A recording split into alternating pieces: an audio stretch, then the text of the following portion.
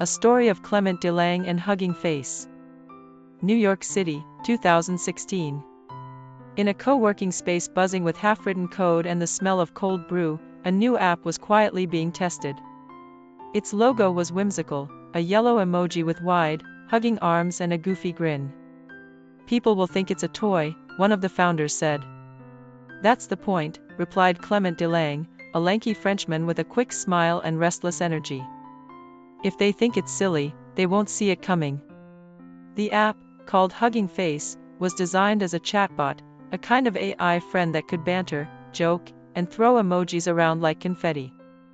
It seemed frivolous compared to the solemn ambitions of Silicon Valley giants. But beneath its playful mask, it carried the DNA of something much bigger, a revolution in artificial intelligence. Clément grew up in Arras, a small town in northern France, far removed from the glamour of Silicon Valley. He was fascinated by language from an early age, not just words, but the way humans connected through them. At school, he was less the brooding mathematician type and more the curious conversationalist. He devoured books on psychology, technology, and entrepreneurship. He believed that the future of technology would be human-centered, and that AI, rather than replacing people, could become a companion. By the time he reached his 20s, Clément was already bouncing between ventures. He had co-founded companies in fashion and e-commerce, dabbled in venture capital, and worked with entrepreneurs across Europe. His resume looked less like a ladder and more like a scatterplot, but behind it was a consistent theme: building things that made people feel connected.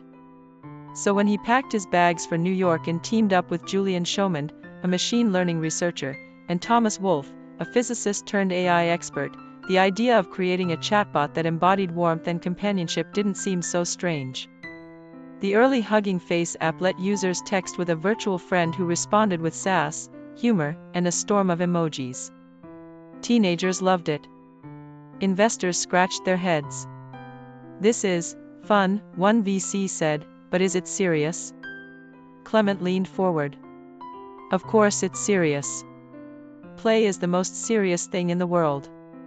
If we want AI to connect with people, it has to understand language, nuance, personality.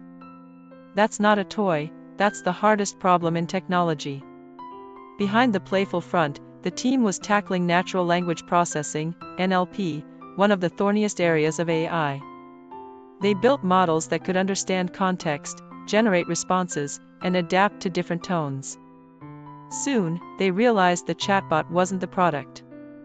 The real treasure was the language models they were developing to make it possible. By 2018, the world of AI was changing. Google's BERT model had stunned researchers, showing how deep learning could push NLP to new heights. But most companies kept their breakthroughs locked behind corporate walls. Clément, Julian, and Thomas made a bold choice: they would open source their models. "We're not going to be the next Facebook," Clément told his team. "We're going to be the anti-Facebook. Open, transparent, community-driven. The GitHub of machine learning." It was a radical move. Instead of guarding their code, Hugging Face released their Transformers library, a tool that gave researchers and developers worldwide access to state-of-the-art NLP. The reaction was electric. Suddenly, thousands of engineers were using Hugging Face to build chatbots, translation systems, search engines, and more. The silly emoji company was now the beating heart of the AI open-source movement. The office transformed from a startup loft into something closer to a digital town square. Developers around the globe began sharing models on Hugging Face's new platform, the Model Hub. It wasn't just a code repository, it was a community. Each uploaded model came with discussions, collaborations, and improvements. The hub grew into the central marketplace of ideas for NLP. Clément thrived in this atmosphere. He wasn't the archetypal introverted coder, he was a natural communicator, a cheerleader. On Twitter, in conferences, in late-night Zoom calls, he rallied researchers and hobbyists alike. One colleague joked, "If GitHub is a library, Hugging Face is a street festival." And Clément loved it that way. By 2021, Hugging Face had raised over $100 million in funding. The company was now valued in the billions, a unicorn built on open-source generosity. Investors who once doubted the toy now begged to get in. Microsoft, Google, and Amazon partnered with Hugging Face to integrate its tools into their cloud services. Clément, however, was careful to avoid the arrogance that often came with success. In interviews, he kept repeating, "We don't own AI. Nobody should. This is humanity's project." It was a philosophy as much as a strategy. By giving away powerful models, Hugging Face ensured that no single company could dominate the future of language AI. Not everyone cheered. Some critics said Hugging Face was naive, giving away intellectual property that could be abused. Others accused it of hiding behind an idealistic image while still taking venture capital money. Clément faced the criticism head-on. "Yes, open tools can be misused," he admitted in one panel. "But closed tools will be misused even more. Transparency is our best defense." The stance won him allies among academics, activists, and even government policymakers.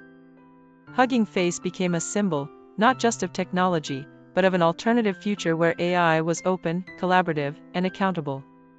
Hugging Face's influence spread far beyond labs and codebases. Artists used it to create poetry generators. Journalists built fact-checking bots. Activists translated documents for refugees. The goofy emoji face, once dismissed as childish, became a badge of honor for a generation of AI builders. Wearing a Hugging Face t-shirt at a conference was like declaring, "I believe AI should belong to everyone." For Clément, this was the real wealth, not the billions in valuation, but the sense of community, the emails from students in India or Nigeria saying, "Your tools helped me build something I never thought possible." By the mid-2020s, Hugging Face stood at the center of the AI boom. While companies like OpenAI and Anthropic raced to build proprietary large language models, Hugging Face became the neutral ground, the place where anyone could experiment, share, and learn. Clément often reflected on how far they had come. From a goofy chatbot app to a global AI hub, the journey seemed improbable. And yet, looking back, it felt inevitable. Because at its heart, Hugging Face was never about an app, or even a library. It was about a philosophy, that intelligence, whether human or artificial, grows stronger when it is shared. In the corner of Hugging Face's office still hangs the original emoji logo, printed on a poster slightly faded from sunlight. Visitors sometimes chuckle at its goofy grin. But to Clément Delangue, Julian Chaumond, and Thomas Wolfe, that face represents the essence of their mission: warmth, openness, and a touch of irreverence in a world that often takes itself too seriously. They set out to build a toy. Instead, they helped build a movement. And as artificial intelligence reshapes the world, Hugging Face remains a reminder that sometimes, the most powerful revolutions start not with a clenched fist, but with open arms.